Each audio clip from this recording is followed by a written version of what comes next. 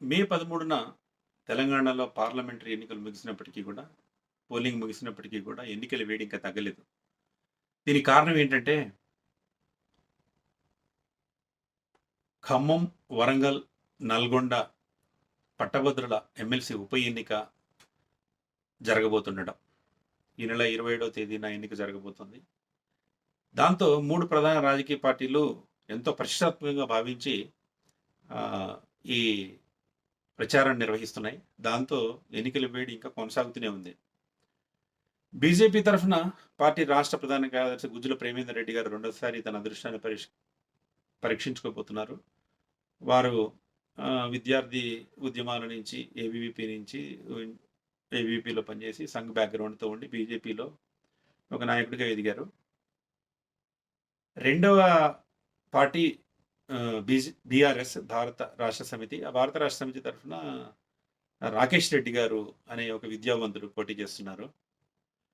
కాంగ్రెస్ తరఫున అధికార కాంగ్రెస్ పార్టీ తరఫున చింతపండు నవీన్ ఎలియాస్ తీన్మార్ మల్లన్న అనేవారు పోటీ చేస్తున్నారు.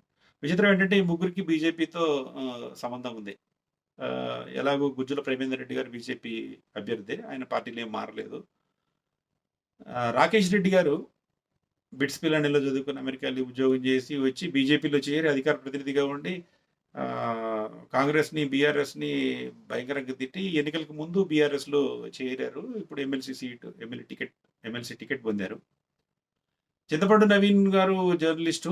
వారు కేసీఆర్తో విభేదించి కేసీఆర్ మీద గళమెత్తి ఆయనకి ప్రభుత్వానికి వ్యతిరేకంగా యూట్యూబ్లో ఎన్నో కథనాలు ప్రసారం చేసి పాపులర్ అయ్యారు. ఆయన కూడా రెండోసారి పోటీ చేస్తున్నారు. ఆయన్ని బీఆర్ఎస్ ప్రభుత్వం జైల్లో పెట్టినప్పుడు బీజేపీ నాయకులే అండగా నిలిచి ఆయన్ని బయటికి తీసుకొచ్చారు. ఆ సందర్భంగా ఆయన కుటుంబ సభ్యులు బీజేపీలో చేరుతున్నట్టు ప్రకటించారు.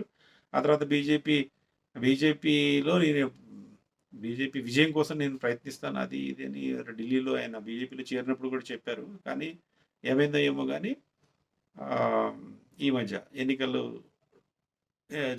అసెంబ్లీ ఎన్నికలు జరిగేటప్పుడు వారు కాంగ్రెస్లో చేరారు.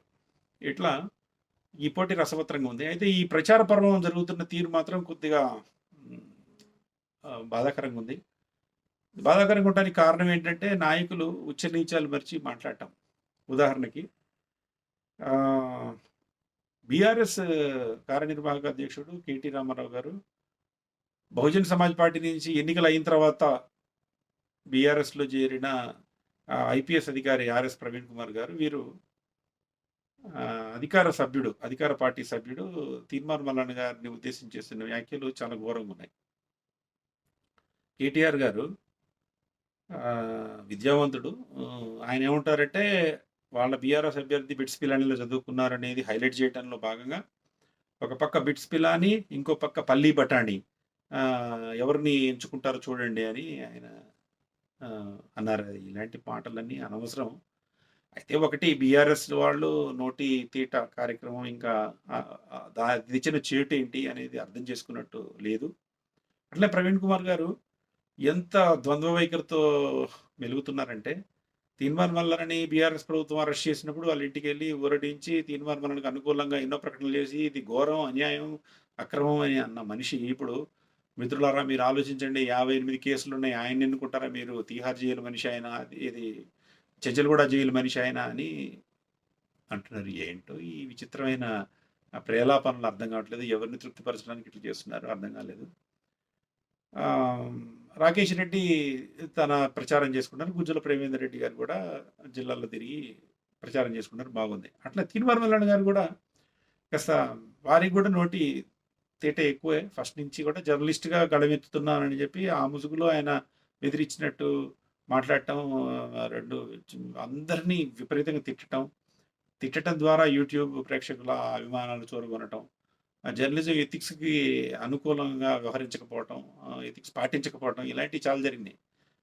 క్రితసారి నేను చాలా వ్యాసాలు రాశాను వారి ధోరణి మీద. వారిని పొగుడుతున్నాయి, వారి జర్నలిస్టిక్ ఎబిలిటీస్ని పొగుడుతూనే నోటితో తేట వదులుచుకుంటే బాగుంటుందని, నోటి దురుసుతనం వదులుచుకుంటే బాగుంటుందని నేను సలహా ఇచ్చాను. ఎవరు పట్టించుకుంటారు.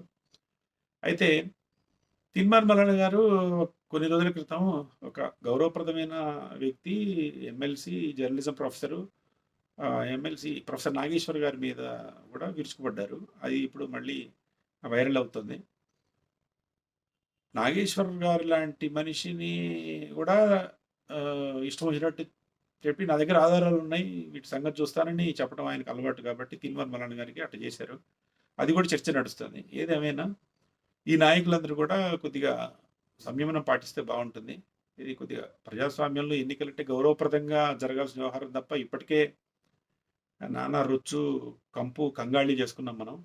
అట్లాంటివి కాకుండా ఒక ఒక పద్ధతి ప్రకారం ఎన్నికలు జరిగితే బాగున్నాయి. ఇవి కూడా పట్టభద్రుల ఎన్నికలు, అందరూ గ్రాడ్యుయేట్స్, అర్థం చేసుకునే విద్యావంతులే కాబట్టి మర్యాదపూర్వకంగా వ్యవహరిస్తే బాగుంటుంది. ఈ సందర్భంగా 2 వీళ్ళ ప్రచార సరళి కాకుండా ఇంకొక 2 అంశాలు కూడా బాధ కలిగిస్తున్నాయి.